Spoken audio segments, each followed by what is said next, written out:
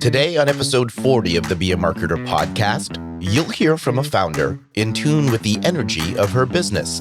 And I'm sharing why this is the last episode until 2024. This is the Be a Marketer podcast.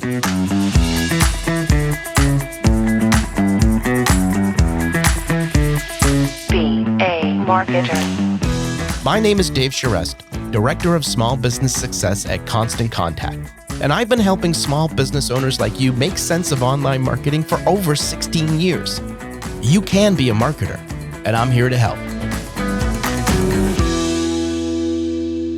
Well, friend, thanks so much for joining me for another episode of the Be a Marketer podcast. Now, you may notice I sound a little bit different today, and well, that's because I'm recovering from a cold or flu, and I'm not quite 100% yet. But as I'm sure you're well aware, somebody's got to make the donuts. So forgive me if I'm not as verbose in this episode. Maybe that's a good thing. But I did just want to say thank you for listening to the Be a Marketer podcast this year. You know, it means a lot to me to receive your feedback and read your reviews of the show. And I've learned so much over the course of these conversations, and I hope you have too. In fact, if you have, I would love it if you would leave a review for the show. Just go to ratethispodcast.com/BAM and follow the simple instructions. Now, we're going to go away and tinker with a few things and bring back an even better show for you in 2024. Until then, I hope you have an amazing 2023 and enjoy today's episode. Well, friend, today's guest is Julianna Curtis, the founder and CEO of the Energy Barre, an independently owned fitness and yoga studio with 3 boutique locations in Massachusetts.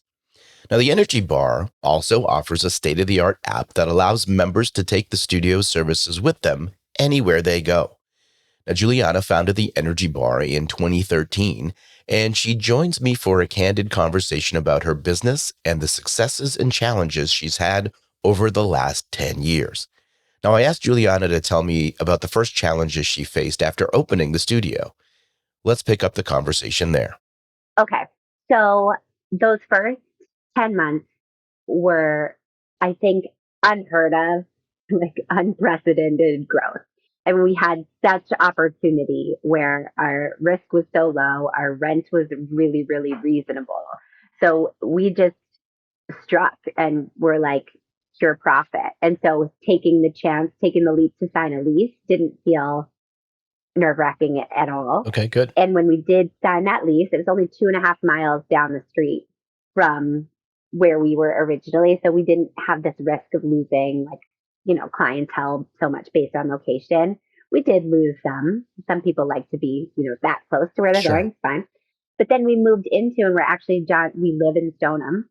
So we moved into then like truly our community, so that we were met with a whole nother wave of support and interest, which was really great. So we kept riding that. When did we meet our first bit of adversity? Yes. Okay. So about a year into having our space in Stoneham. Forgive me if my timeline's not perfect, but about a year into having our space in Stoneham, we ran into challenges with the tenants below us, and that then we were getting noise complaints. And I told you I was headstrong. And so we were given like warnings, and the writing, now looking back, the writing on the wall was there that if I didn't adjust and be perhaps more accommodating, that it was not going to be good for us. Like we're not going to end in our favor. And I just was blissfully unaware of how ugly it could get. So we ended up in court, and I walked in on a day in November into the courtroom and was told that we couldn't play amplified music anymore between the hours of 9 and 5. It was just like, wow. The way that the lease was written, I was something I couldn't have foreseen. And so I had to walk out of the courtroom and call the studio and say, hey, the classes that are about to go off at 4 cannot have music playing. And so it was like, whoa. And so we did have our first child at that point. So we had like a little baby at home, and all of a sudden we have issue. And our classes are rhythmically driven. Like music is a Yeah, of huge part course. of it. Yeah. And so I panicked and cried. And it was Monday through Friday, so we at least had like weekends. So I think it was like we had to get through a couple of days. Panicked, cried, all of that stuff. And then, and then the next morning I just had to figure it out. And so I found this company called Sound Off Experience. They had these Bluetooth headphones, and you probably have seen them for like silent raves. Well, because I was like, oh, they have those headphones, right? Where you could, and I'm like, oh my God, it's so funny that you go Yeah. there. Okay. Yeah. And so I called this guy, and his business is huge now. You see Sound Off everywhere. Sure. Like, Yeah.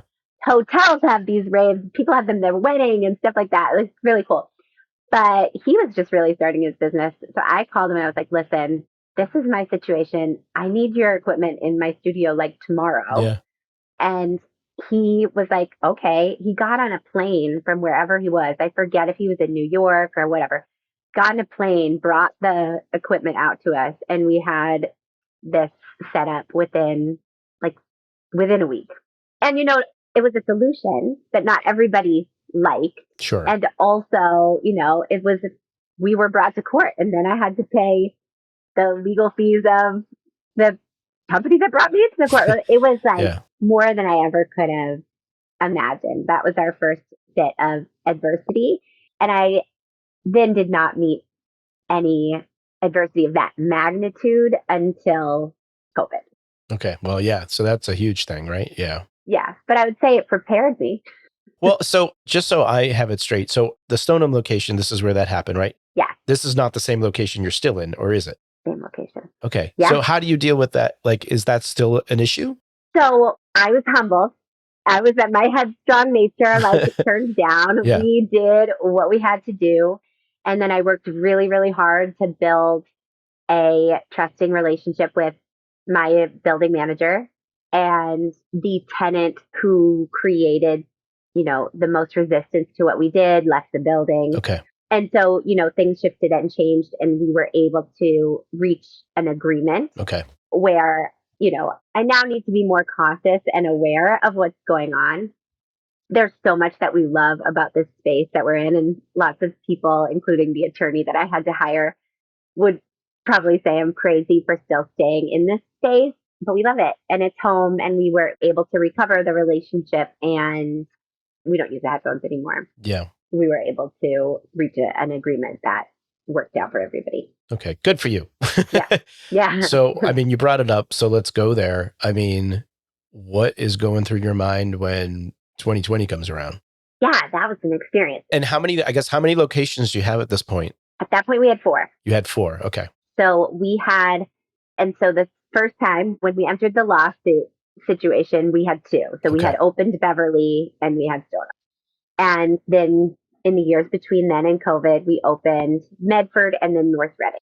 And when COVID came, I think everybody tells, some vein of the same story where it was like all of a sudden you started hearing about people getting sick and we had this scary situation happening and that everybody needed to like stay inside. But before it really struck home, like, and in schools and everywhere, people were looking to the small businesses to like make a choice. The term flatten the curve, if you remember, was out there. It was essentially like the call was for anything non-essential to just shut down in hopes that in 2 weeks, we'd be over the hump.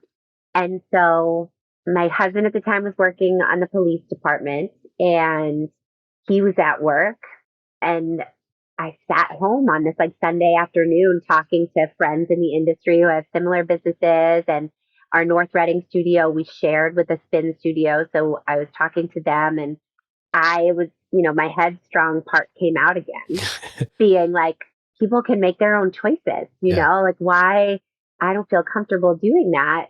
And really the 2 girls who own the Inner Cycle, that was who we partnered with in North Reading. They were just like, you know what, we really have to do this. And they were like the strong voice that I needed to hear at that time, like that this was like a social responsibility. And so it softened that headstrong nature that I have. And we sent out an email that afternoon and said, we're closing the studios and we don't know when we'll open them back up again. And we sent that email on Sunday, but we said we would close them like end of business day the next day. So John and I taught the last class that was held in our Stoneham studio. We teach yoga together often, and we taught a yoga class, and the numbers had like naturally dwindled anyway. So I think there were about like 6 people in that class. And by the time, we were in Shavasana, both John and I were just sitting there in tears, like we were closing the door and had no idea when we'd open them again. And we at least had the foresight to know the 2 weeks that everybody was talking about it was not going to be 2 weeks. So that was really scary. We had 4 leased spaces, 5 actually, because we have an office space. So we had 5 leased spaces that we were not going to be able to make any money off of for the foreseeable future. 2 kids at home. And my husband was on the police force, so he was the, essential employee. And it was just like, it felt like a certain kind of hell.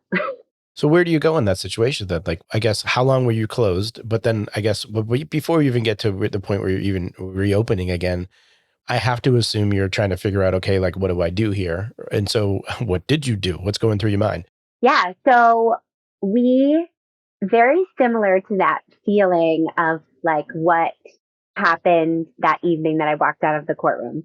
We went home, we opened a bottle of wine, we sat by the fire, cried, felt sorry for ourselves, and, complained about the world and got all of that out in a sense. And the next day, fortunately, my mother-in-law lives with us.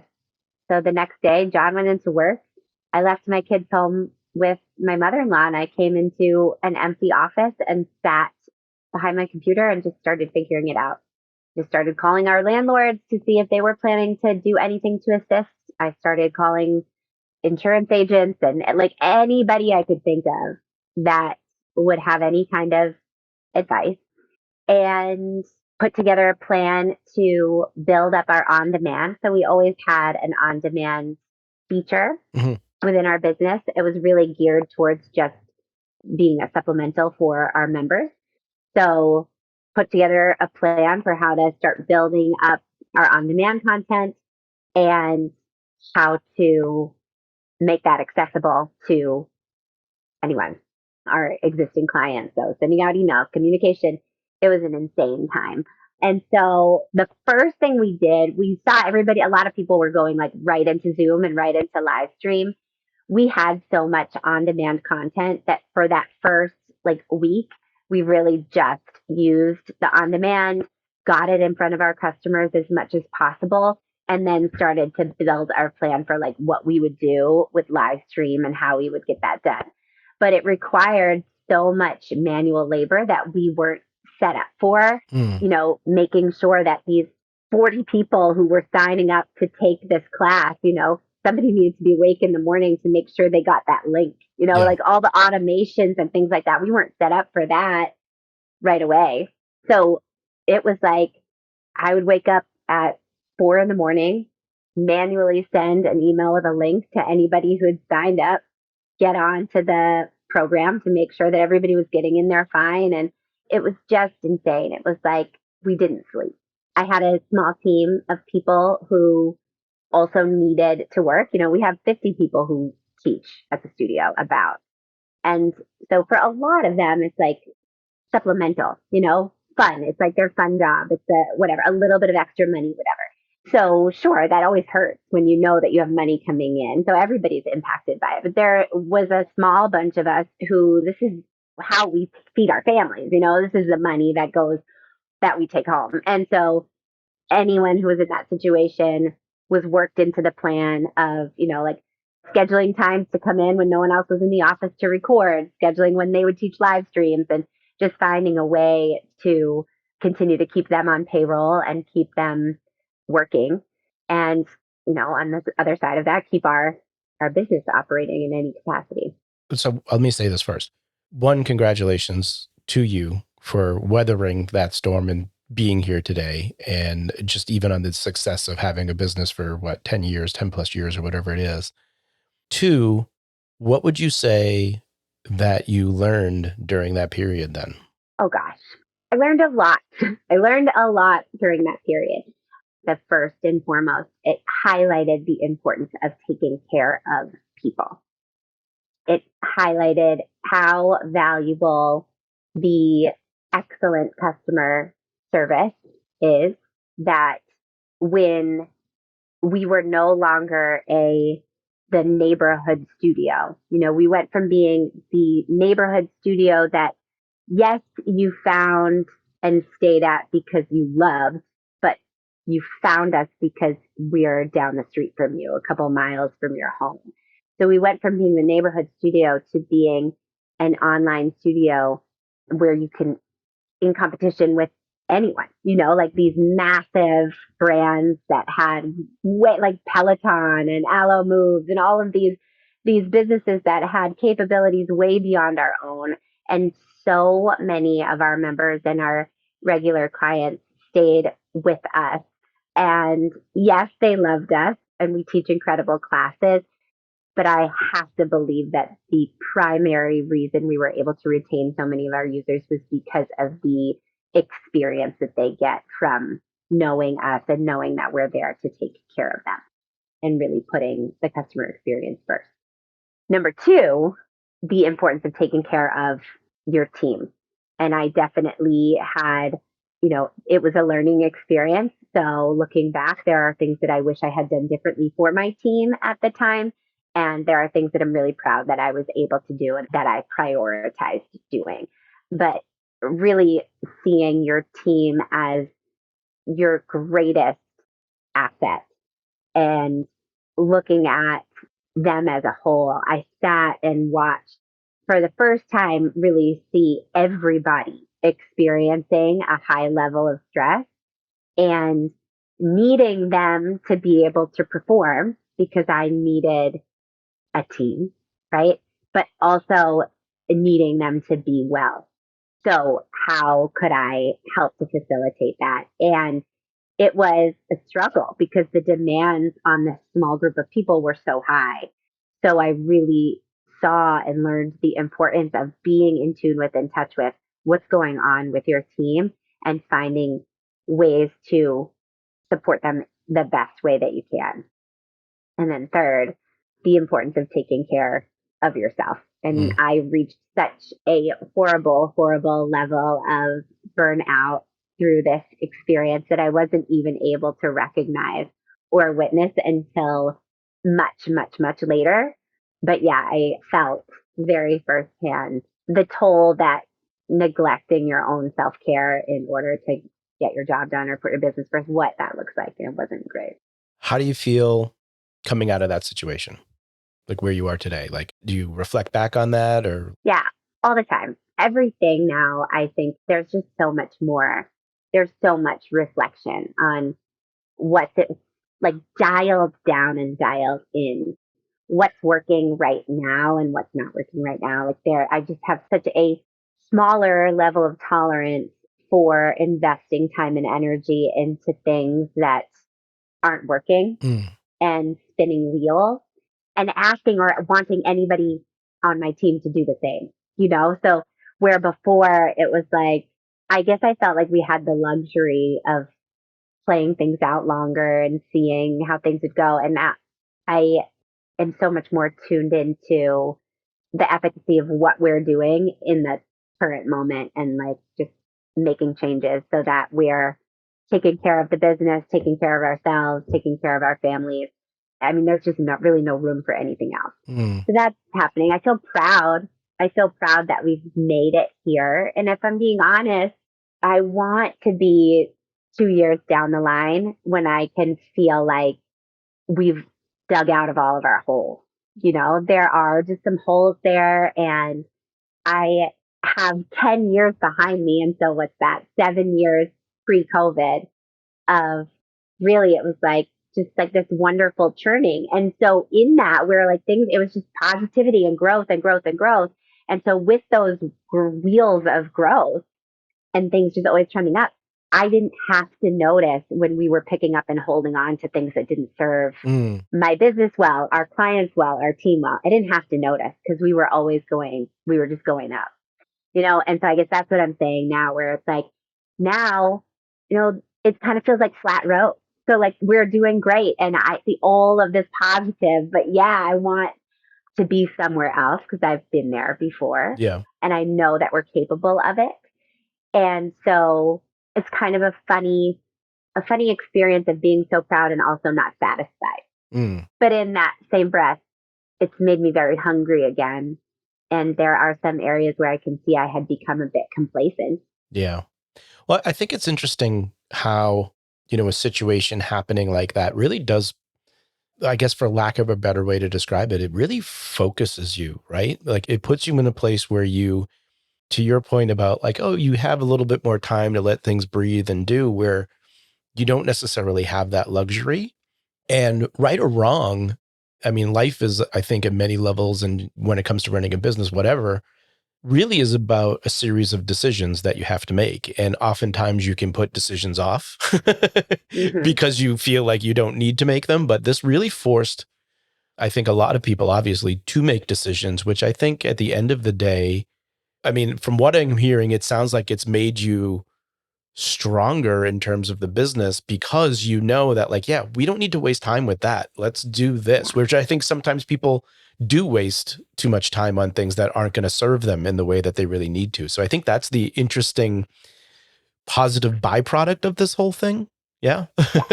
Yeah. And it's like, not to keep going back to this lawsuit, but like what I said is that was the first like major adversity that I ever experienced in the business. And there was so much time that I was just like really angry about it, angry about what it took away from me, angry about what it took away from my business, my family, our clients.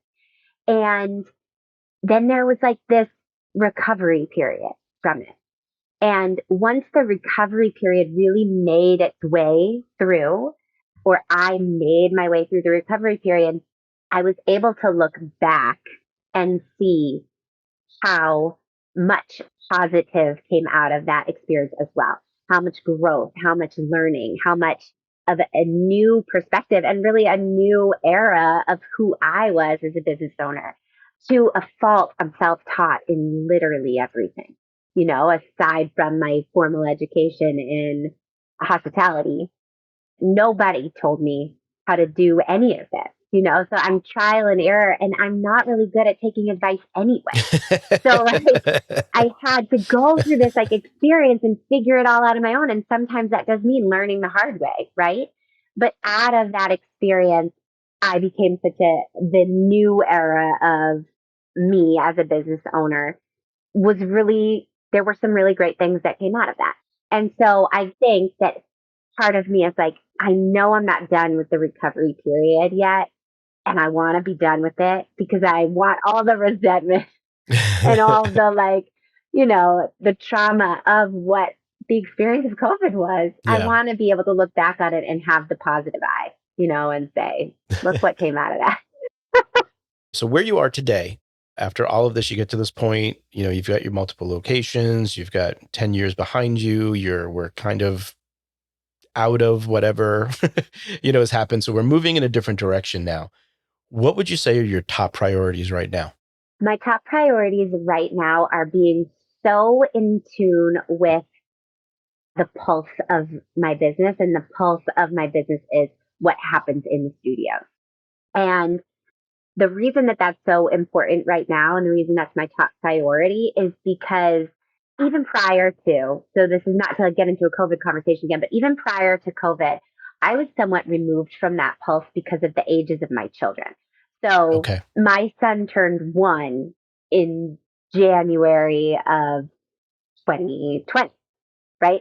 So like my kids were so small that I had kind of really placed a lot of my dependence on the team and I had built the business to a point where I was able to kind of let things run a little bit and really turn my attention home to my family and be there a bit more.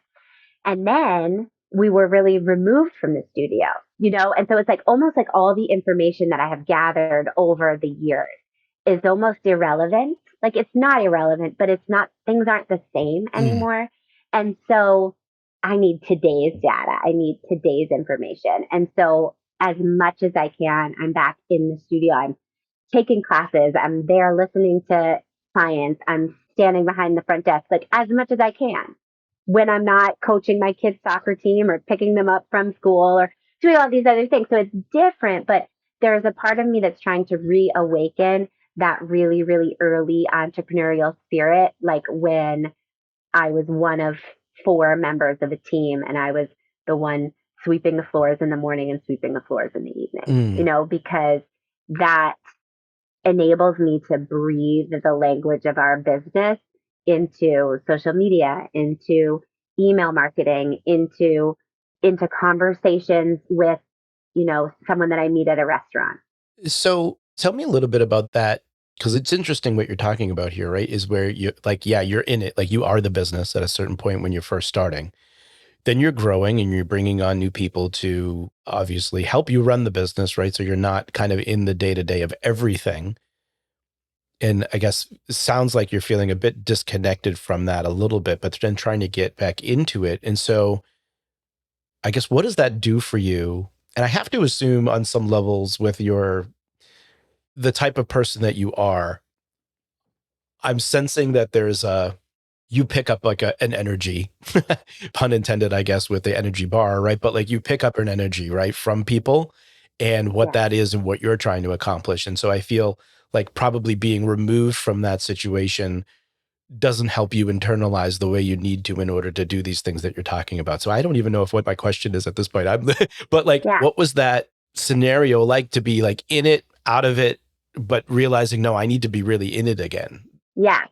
So you're right on. And I think I'm picking up exactly what you're saying. And I'm going to go kind of the long roundabout way. Okay. The only way I answer anything. My question was very roundabout too. So.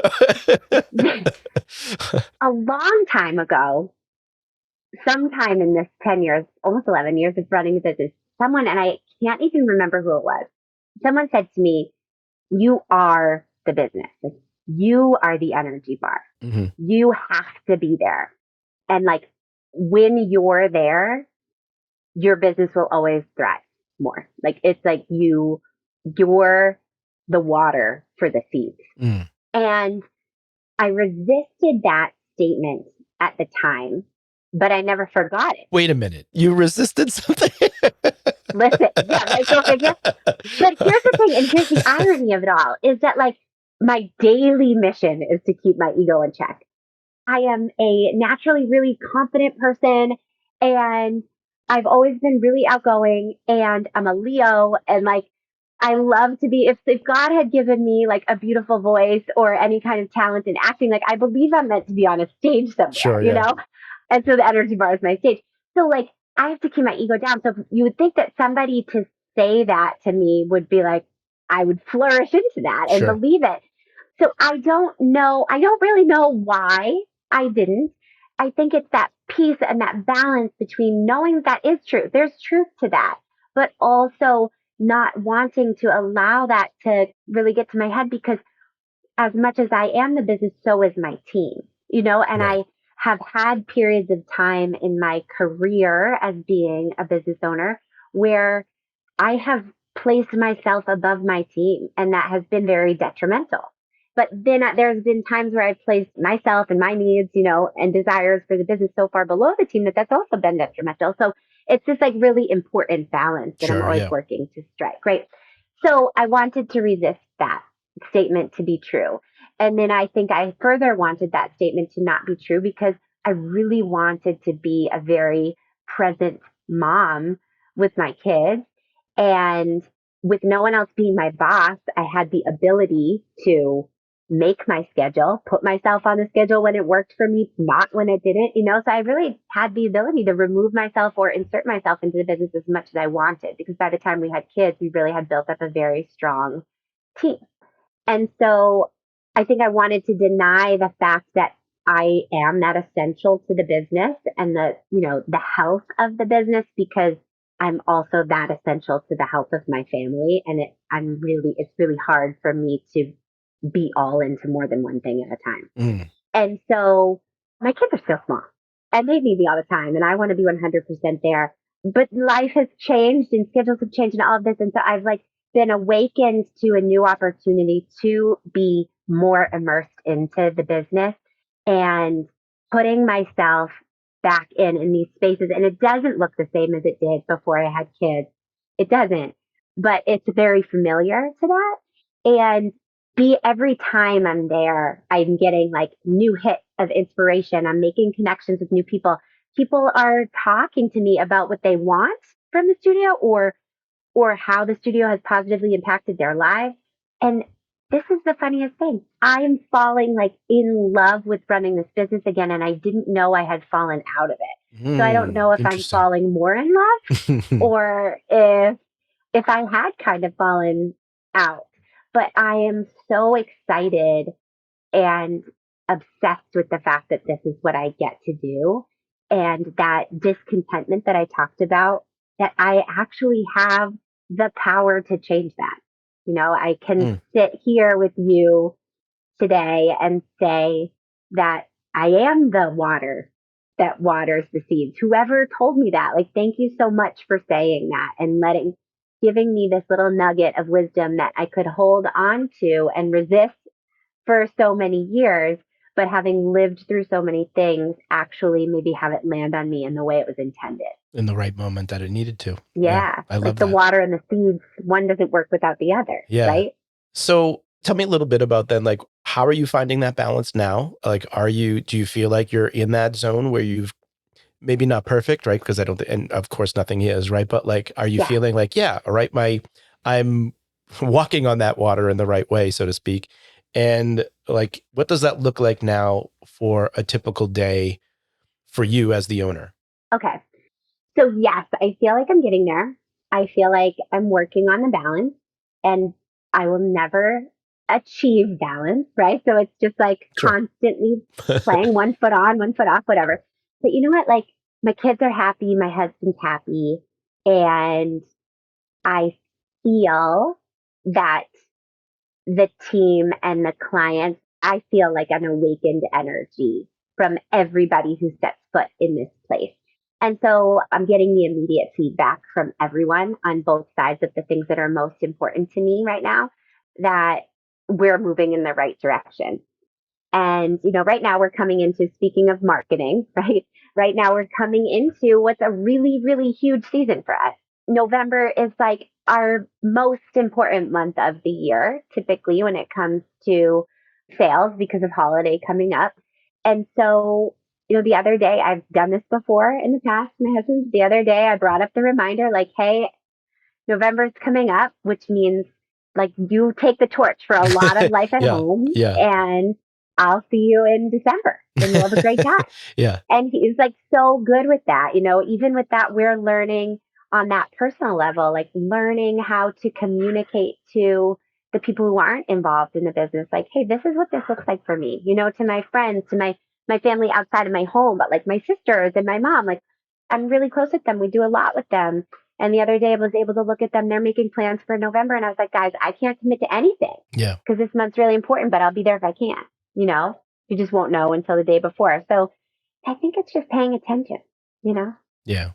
So how are you applying the feedback and the things that you're learning through being there? How does that present itself in what you're doing?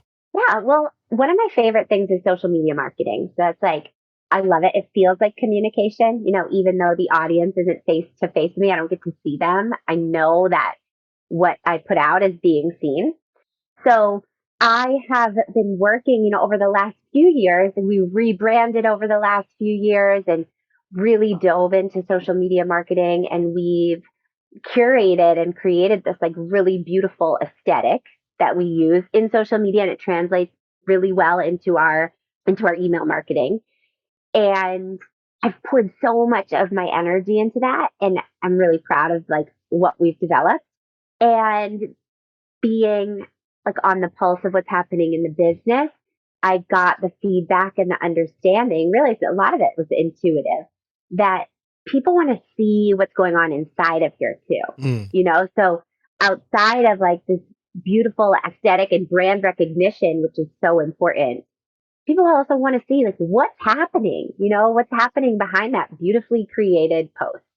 and once people walk in the doors. And so it's kind of awakened this new idea and concept that we're going with our social media marketing and how we can blend the two together to have a strong brand identity and also to use what is, like free, like the people who walk in the business and allowing them in different ways, whether it's through testimonials or just videos of classes and pictures like in real time that aren't done by a real photographer in a staged environment. Like, what does it look like to be in the Energy Bar? And the response is already really great. It's kind of just like a new thing that new direction that we've gone down, which is funny because it's really an old direction. Like things just get recycled, just like style. Well, so tell me about then, I guess, your relationship with marketing. You said you love social media, and I'll go back to something we've talked about kind of before, that you also have this love-hate relationship with social media, which I think many of us do. But maybe we'll go there, maybe we won't. But first, I'd like to start with, I guess, do you have regular marketing meetings? Like, how does this all come together? How do you think about marketing? What's your approach? How are you doing this? Okay. So this is me.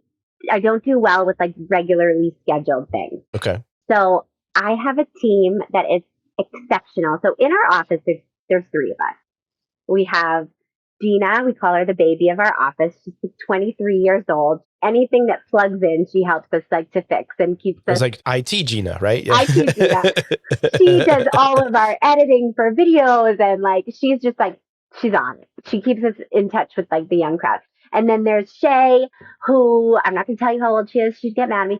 But she is our operations manager. She like does so many things, but literally makes sure that like the lights are going to turn on tomorrow and that we have everything that we need and that everybody's taken care of and that emails are answered, right? So that I can be this creative person who like listens to these intuitive hits that I get and runs forward with them. This is the amazing dynamic that we've created in the office. And I'm sure sometimes it's frustrating to work with me in that way, but they do it and they're a blessing. So as far as structure goes like that, we don't do that. But I have an amazingly structured marketing team that I work outside marketing team called Fetch. Okay. That she forces me into enough structure that what we need is going out on time. And so that I can feel like I'm doing things in real time. So that's what matters to me, if that makes sense. Yep. So what we do is schedule out, create our posts and content for upcoming months, schedules out and creates our emails that we know that we need to send out and posts that we know that are, like timely. We have an event coming up. This needs to be seen. Whatever messages we want to relay in like an organized fashion so that then I can do the thing that I really love to do, which is like, this is happening today. Look what's happening in the studio. And that feels like authentic, like grassroots kind of marketing to me, which is really what I built our business off of. And so now 10 years in, there's the need for both, but I can't abandon that like kind of gypsy style of business owner that I am, it's just the way I am. So I've found to get the team that helps me to have that like structure so I can work outside of it. So a couple of things here that I think one of the things I'm always recommending to business owners, right, asking about like how to do marketing is like lean into that thing that is your strength. Like let that be the thing that drives what you do, which it sounds like you're doing. Secondly, I'm curious, when did you bring on another team to help with the marketing, the outside team? So in October of 2020, that's when I connected with Fetch. That's when we started our rebranding. So what drove that decision? Well, it was 2020 and I wanted our online presence to evolve and to be stronger.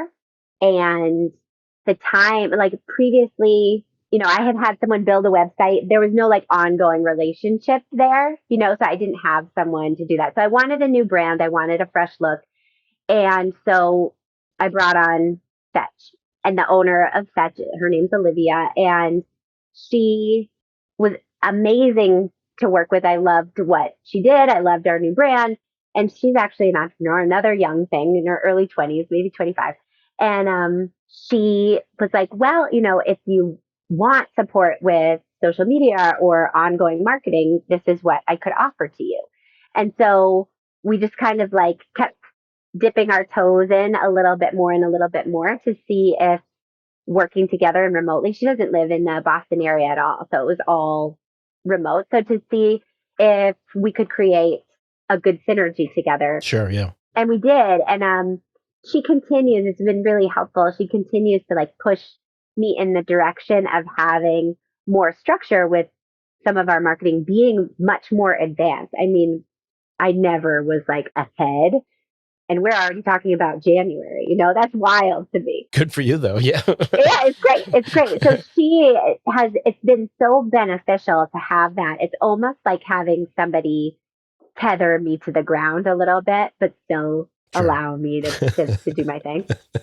So it's been really helpful. She has like actual marketing experience and education and knowing what works and knowing what is important. I've never had guidance in that. Everything was really just like intuitive, and I think this will work. And that worked really well. I don't mean to like dismiss my ability, but it's really helpful to find people who then have this as an area of expertise that can help to bring out more from you and into your business. I was going to say, it's about that, right? It's taking what you do and have to another degree, right? Another level that you can do with that.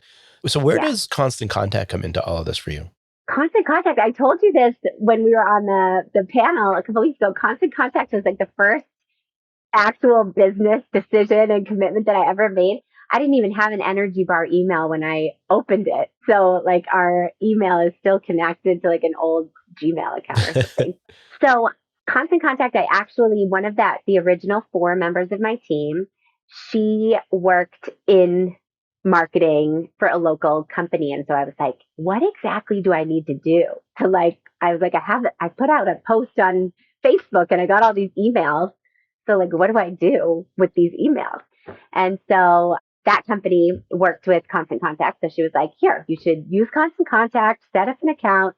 And I went over to her house one day and she gave me like, a 2-hour tutorial on how to use it and put an email together. And I sent out my first email like, hey, the Energy Barre is coming soon.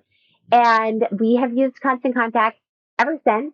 We use Constant Contact to send out surveys. We use Constant Contact to send out regular emails about what's going on in the studio. We use Constant Contact to have like contact forms and things like that. And we use Constant Contact to communicate with our team. So Gina sends out our weekly team updates. So it has always been my most formal use of or commitment to marketing that there is. And it gives us a ton of information. So, well, talk to me about that. What type of information? How do you use that? Well, we're able to see like who's opening or if the emails are getting opened, which I got this devastating news from you on the panel. That was like, doesn't necessarily mean they're really reading them, but our open rate is really great. But really more so like what is getting clicked through? What are people going to? What are they interested in? So we're able to look at those analytics and be like, okay, well, this click-through rate was here.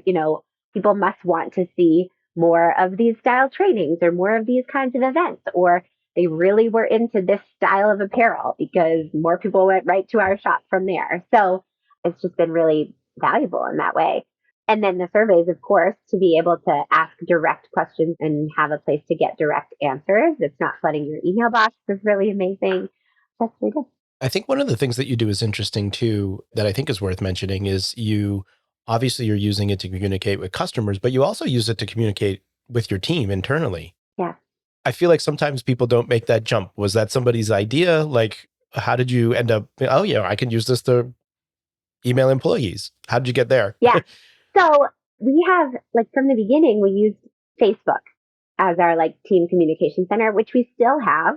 But as the team grew and we grew, and right, so we went from being a fitness studio to now we have our arms in so many different places that even letting our team know what was happening within the studio and within the multiple locations that we have, it was like kind of impossible to do in an organized way. And so then we started doing these team updates. A member of my team suggested it. She was like, I think if you just took all the information and put it in one place, sent it out to the team, that would be excellent. And people would know what's going on in advance. And it was like something I never would have thought of on my own. But Here's us came up with the idea, one of our team members, and it's been great. So now they get the information. It goes out every Thursday, and they have something to click back to and look back to if they're like, oh, what was that that's going on? Or someone's asking them a question about something that's coming up in the studio. If they don't know, they have a place to look. It's easy. So you mentioned algorithms a little bit earlier, and I know we're all I think some people still don't really realize that this is what's happening, but at this point, right, the social platforms are kind of dictating who sees what and what's going on there. And so I guess, how important are you finding, or what are you noticing, and what's changed in maybe your approach when you start to think about the reality of that and the importance of having that email list? So the importance and the value of having the email list is like without question. Like we just constantly need to be staying in touch with that. And one thing that's really great for us is that we use a scheduling system, Mindbody, that integrates directly with Constant Contact. So when someone creates a profile, their email goes into our email list, Yep. which is amazingly simple. Like we don't have to be going out there really asking for it. It just happens, which is so amazing. But yeah, I mean, the reality is we've really built our initial following off of Facebook. And then everything about Facebook changed, and Instagram was where it's at, and we've built a good following through Instagram, and we do most of our communicating there, daily communicating there.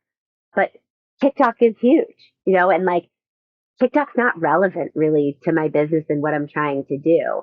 So I'm not chasing that, but I also am aware that like I'm not getting in front of everybody that I used to with Instagram. So my belief is that for me, what we need to do is make sure the information is going out through multiple sources. We've also begun having more information digitally available. We set up like a TV screen in the studios that when you walk in, you see on like a revolving circuit what's happening. And those are really kind of like repurposing our Instagram posts, because even our greatest fans aren't necessarily getting fed our content. Right. So tomorrow, Mark Zuckerberg and all those other people could take away our ability to get in front of our customers, but you can't take away our emails. When back to COVID, when everything changed overnight with our business, we weren't depending on Instagram to get that very vital information and communication out to our people. We were using email. It's a guaranteed delivery system. Are there any particular things that you're doing outside of the Mindbody integration to build your email list at all? Oh, do you have any ideas?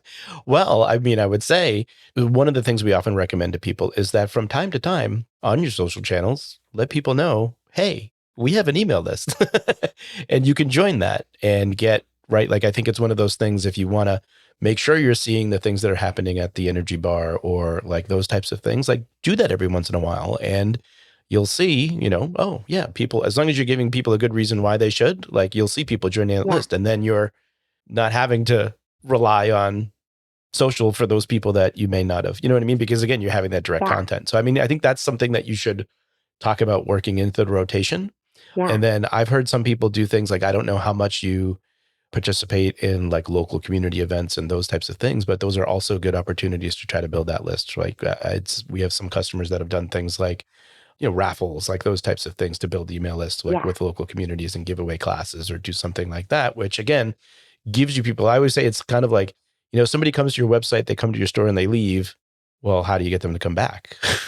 Right. And if you don't have that contact information to be able to do that, well, you've got no way to influence whether or not they're going to come back to you again, or at least get them, closer to you. And so I think, just looking for just little things, they don't have to be crazy, but doing some things like that, I think helps you move that audience closer to you and off of social. So, the site goes down, whatever, you still have a way to contact them. Yeah, that's such an amazing idea. Who put you in charge of marketing over there? So, because like at an event, a lot of times at a community event, or if I'm going to some kind of an event that's industry related, I will have like a QR code that brings them to our website, or maybe gives them an offer. But that's then kind of depending on them to take the next step. Whereas if I give them a QR code to enter their email address, I can take the next step. and send them a message tomorrow. Yes. So you could use Constant Contact to build the landing page. Mm-hmm. That is the offer, enter your information, and then you can use automation on the back of that to send them the offer. But now you have a way to contact them again and drive that conversation versus waiting for them to take it up. Right. And so there you go. You definitely do that. I love that idea. Put that on the list. I'm going to an event tonight. I have to put a QR code on my phone or something and get them up there. Yeah, because I can build that landing page easy with Righteous Constant Contact. Yep. Like Absolutely. the form to gather their info. Yeah, you can get that done in less than 10 minutes if you really wanted to. Yeah, absolutely. All right. Again, I thank you for going over. I want to close this up. So I guess what would be a number one tip you would have for a similar business using Constant Contact? For a similar business using Constant Contact, actually, this is huge. For a similar business using Constant Contact, my advice is to create your most valuable communication and put it into your email form first, and then create your social and all of your, your social and your flyers and all that off of that information. But start with your emails because that's going direct to your customer. I think in the world of people going viral, you see people going viral overnight and growing their followers and all that stuff. For my business, we are not selling. I mean, we have some stuff in an online shop, you know what I mean? But we're not really selling stuff digitally as much. What we want is to bring people into our physical space. And so I think it's easy to get lost in the world of social media and believing that your number of followers is dictating how much of an impact you're making through your marketing or the engagement and all of that. But that doesn't translate necessarily directly into people walking into your door and buying your services. So the people who are on your email list have bought in much more than the people who are following you on social media. Social media to me is entertainment, and the people who are on your email list are telling you they want to hear from you. So I would put your most valuable, focus your content there first, and then build your engaging, all of that stuff off of there, Any business advice you'd like to share that you've learned? Yes. Find the value of having people who you can consider mentors or advisors in areas that you are not an expert is really, really vital. And it's really important to honor the way that you do business. So shopping for those kind of mentors and advisors should come from a feeling of connection to that person, that they understand you and your goals for your business, and that you can feel safe and comfortable talking to them about that, so that then the advice that you're getting actually makes sense for you in the way that you do business. I talk about this all the time in my personal life, but I have ADHD, and so there are probably a million amazing ways to do things that other people would be really successful with that would never work for me and would cause me to spin my wheels. So it's really, really important for me to find people that I feel not only understand me and what I want for my business, but me and how I do business, and wanting to help me build systems and find ways of being successful as myself. Because there's a million ways to do that. And we're all unique and different. And each business owner is going to be unique and different.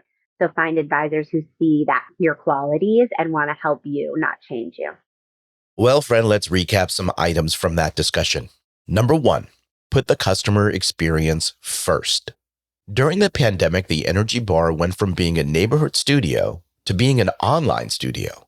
Now, all of a sudden, the business was competing against massive brands that had weight and capabilities way beyond their own.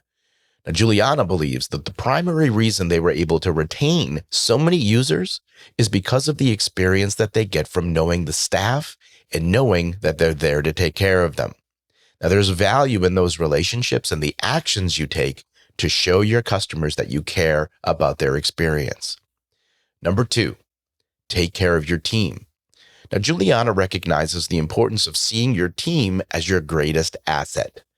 During times of high stress and when demands are so high, you need to be in tune with what's going on with your team and finding ways to support them the best way you can. Now, those investments will come back to you many times over. And number 3, take care of yourself. Now, during the busy season or other moments of high stress, it's easy to neglect your own self-care in order to get the job done or put your business first. Julianna reached a horrible level of burnout that she wasn't even able to recognize until much later.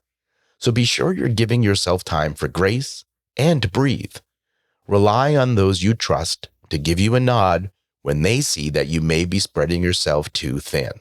At the end of the day, you are your business, and your physical and mental health matter. Here's your action item for today. Check out the landing page features in your Constant Contact account. If you want a simple way to collect emails or mobile numbers online, a sign-up landing page has you covered. Paired with a QR code, you can easily drive people to your page when you're at events, at the store, or even online. I'll include a link with more details in the show notes. I hope you enjoyed this episode of the Be a Marketer podcast. If you have questions or feedback, I'd love to hear from you. You can email me directly at dave.charest@constantcontact.com. If you did enjoy today's episode, please take a moment to leave us a review. Your honest feedback will help other small business marketers like yourself find the show. Well, friend, I hope you enjoy the rest of your day and continued success to you and your business.